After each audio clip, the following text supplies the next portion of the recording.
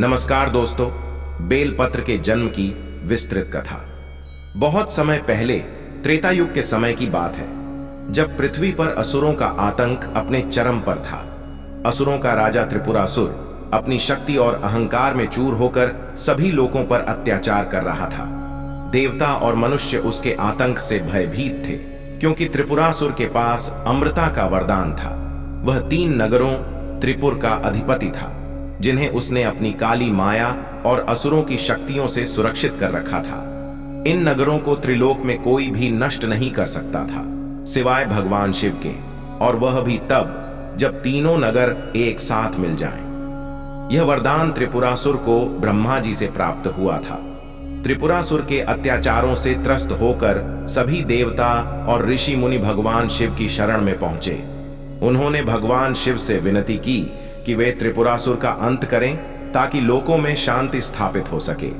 भगवान शिव ने देवताओं की प्रार्थना सुनकर त्रिपुरासुर को समाप्त करने का निश्चय किया।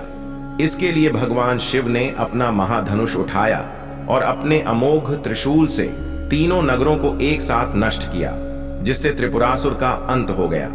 तीनों नगर जलकर खाक हो गए और त्रिपुरासुर की सेना का विनाश हो गया। देवताओं और मनुष्यों में फिर से शांति और सुख की स्थापना हो गई। इस भीषण युद्ध के बाद भगवान शिव अत्यधिक थक गए। उनका शरीर थकान से जर्जर हो गया था और वे आराम के लिए एकांत स्थान की तलाश में निकल पड़े। चलते चलते वे हिमालय पर्वत की ओर चले गए, जो शांत और निर्मल वातावरण से भरा हुआ था। वहां भगवान शिव ने एक विशाल वृक्ष के नीचे आसन लगाया और ध्यान मग्न हो गए। उनकी गहन ध्यान अवस्था के कारण उनकी थकान धीरे धीरे कम होने लगी, परंतु इसी दौरान उनके शरीर से कुछ पसीने की बूंदें धरती पर गिर गईं। वे पसीने की बूंदें धरती पर गिरते ही एक चमत्कारी घटना घटी। वहां से एक अद्भुत बेल का वृक्ष उत्पन्न हो गया। यह कोई साधारण वृक्ष नहीं था, बल्कि वह वृक्ष भगवान शिव के तप और शक्ति से उत्पन्न हुआ था। उसकी पत्तियां हरे हरे रंग की थीं और उनमें त्रिदेवों का वास था। ब्रह्मा, विष्णु और महेश का प्रतीक मानी जाती थीं ये पत्तियां। बेल वृक्ष की छाया अत्यंत शीतल और शांतिपूर्ण थी, और इसकी पत्तियों में एक विशेष प्रकार की दिव्यता थी, जो भगवान शिव की आभा से जुड़ी थी। उस वृक्ष की छाया में बैठकर भगवान शिव को भी शांति और आनंद की अनुभूति हुई। जब भगवान शिव का ध्यान समाप्त हुआ, उन्होंने उस अद्भुत बेल वृक्ष को देखा। वे उसकी दिव्यता से प्रभावित हुए और उन्होंने महसूस किया कि इस वृक्ष का जन्म उनकी अपनी शक्ति और तपस्या से हुआ है।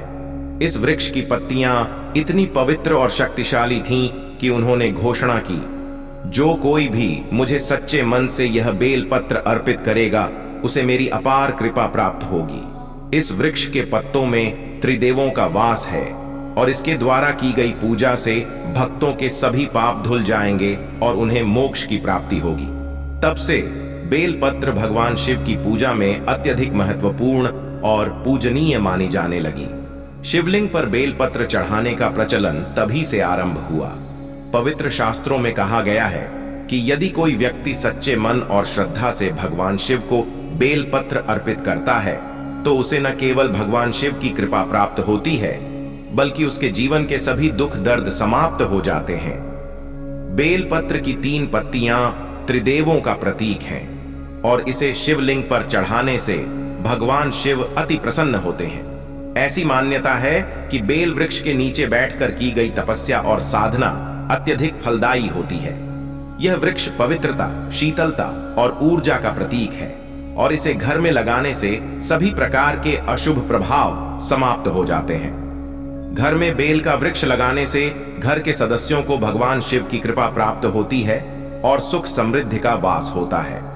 इस प्रकार बेल पत्र का जन्म भगवान शिव के पसीने की बूंदों से हुआ, और यह हिंदू धर्म में अत्यंत पवित्र माना जाता है।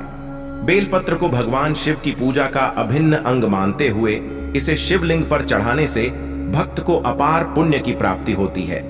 ऐसी मान्यता है कि बेल पत्र के बिना भगवान शिव की पूजा अधूरी मानी जाती है। इस कथा का संदेश यह है कि जब कोई भक्त सच्चे हृदय से भगवान शिव की आराधना करता है, तो उसे सभी कष्टों से मुक्ति मिलती है।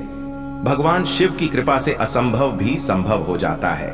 आपको ये कहानी अच्छी लगी तो चैनल को सब्सक्राइब करें, लाइक करें और कमेंट करें। जय शिव शंभू।